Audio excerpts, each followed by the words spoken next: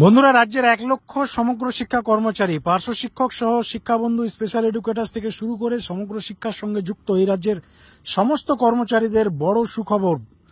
আপনারা সকলেই জানেন, সামনেই রাজ্য বাজেট 10 তারিখ থেকে 10ই ফেব্রুয়ারি রাজ্য বাজেট শুরু হচ্ছে পশ্চিমবাংলায়। 12 তারিখে রাজ্যের অর্থমন্ত্রী চন্দ্রিমা ভট্টাচার্য, রাজ্যের মুখ্যমন্ত্রী মমতা বন্দ্যোপাধ্যায় দুজনের মধ্যে যে কোনো একজন বাজেট ঘোষণা করবেন। আর বিভিন্ন সূত্র মারফত যে খবর আসছে আমাদের কাছে, তাতে অন্যান্য কন্ট্রাকচুয়াল সেক্টরের মতো সমগ্র শিক্ষার জন্যেও বড় সুখবর আসতে চলেছে।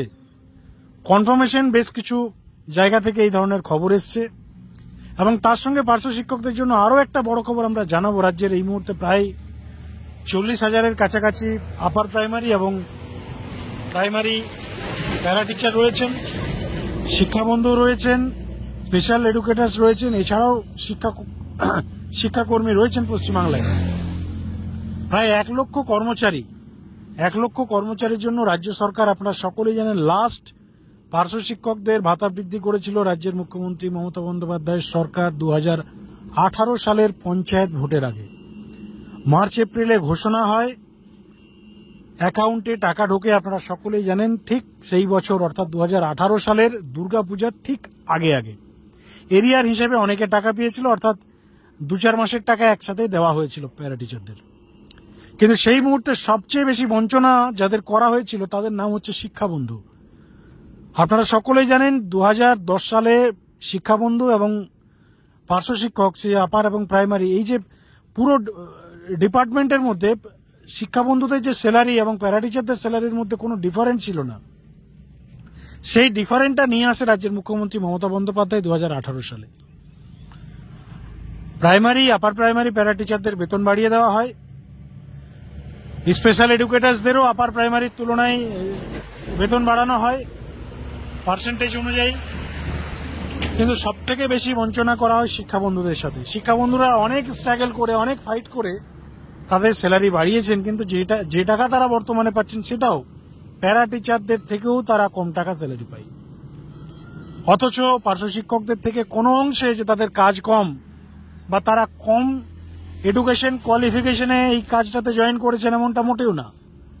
শিক্ষাবন্ধুদের পার্শ্ব শিক্ষকদের থেকেও আমাদের যা মনে হয় বা যা রিভিউ বা সার্ভে আমরা করেছি, তাতে অনেক বেটার জায়গায় অ্যাজ এ অফিস ওয়ার্ক তারা যেটা করেন বা করে থাকেন, তাদের অনেক বেটার জায়গা হওয়া উচিত ছিল।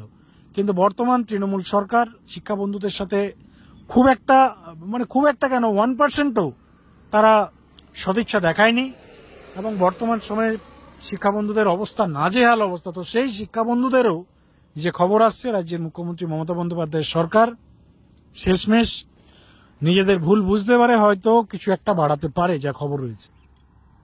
দেখুন, পুরো বিষয়ে ডিটেলস আপডেট আপনারা সকলেই জানেন 12 তারিখ জানা যাবে, যেদিন রাজ্যের মুখ্যমন্ত্রী বা রাজ্যের অর্থমন্ত্রী চন্দ্রিমা ভট্টাচার্য বাজেট পেশ করবেন। তবে এইটুকু শিওর, পার্শ্ব শিক্ষকদের দ্বিগুণ বেতন বৃদ্ধির সম্ভাবনা রয়েছে। আপনাদেরও আবারও জানাচ্ছি, পার্শ্ব শিক্ষকদের বেতন বৃদ্ধির সম্ভাবনা সবার থেকে বেশি রয়েছে। তার কারণ, পার্শ্ব শিক্ষকদের শাসকপন্থী সংগঠন থেকে শুরু করে আদার্সপন্থী যতগুলো সংগঠন রয়েছে, তারা 1/3/2024 অর্থাৎ কন্ট্রাকচুয়ালদের জন্য রাজ্য সরকার লাস্ট ইয়ার যে বিজ্ঞপ্তি বা অর্ডার জারি করেছিল, সেই অনুযায়ী তারা ভাতা বৃদ্ধির ডিমান্ড করেছে। এবং পার্শ্ব শিক্ষকদের এর আগে অর্থাৎ এর পূর্বে সমস্ত দাবি বাদ দিয়ে তারা শুধুমাত্র একটা সম্মানজনক ভাতা বৃদ্ধির ডিমান্ড করেছে রাজ্য সরকারের কাছে। আপনারা সকলেই জানেন, পশ্চিমবাংলায় পার্শ্ব শিক্ষকদের দাবি সময়ের সাথে সাথে আপগ্রেড হয়, চেঞ্জ হয়, মডিফিকেশন হয়েছে। একটা সময় ছিল পার্শ্ব শিক্ষকরা ভাতা বৃদ্ধি নয়, বেতন কাঠামো চাইতো। আরও একটা সময় ছিল তারা গ্রেড পে উইথ পেমেন্ট চাইতো। তার সঙ্গে আরও একটা সময় ছিল যখন তারা সমকাজে সমবেতন চাইতো। আবার কিছু সময় পার হয়েছে, তারা সরাসরি পার্মানেন্ট হওয়ার দাবি রেখেছে, সমতুল্য করার দাবি। কিন্তু বর্তমান সময় এসে অভাবে যা হয়, অভাবে বুঝতেই পারছেন, চাহিদাও চেঞ্জ হয়ে যায়। অর্থাৎ অন্তত কিছু না হোক, শেষমেশ যেন খেয়ে পড়ে বেঁচে থাকার মতো একটি সরকার দেয়, সেই অবস্থায় আজকে বর্তমান পার্শ্ব শিক্ষকদের। এবং যার ফলস্বরূপ শুধু আদার্সপন্থী নয়, সরকারপন্থী যে চাটুকার সংগঠন রয়েছে বর্তমানে পশ্চিমবাংলায়, যাদের আলোচনা এখনো পর্যন্ত শেষ হয়নি, যারা বাজেটের পরেও হয়তো আলোচনা চালিয়ে যাবেন বা হয়তো আলোচনা কোনোদিনই শেষ হবে না, সেই আলোচনা করা সংগঠনেরও যে ডিমান্ড আমরা দেখেছি খাতায় কলমে বা তাদের অফিসিয়াল পেটে, আলোচনা পক্ষপাতী সংগঠনের দাবিও কিন্তু ওই সম্মানজনক ভাতা বৃদ্ধি রয়েছে। আপনারা জানেন কিছুদিন আগে রাজ্যের শিক্ষামন্ত্রী ব্রাত্য বসু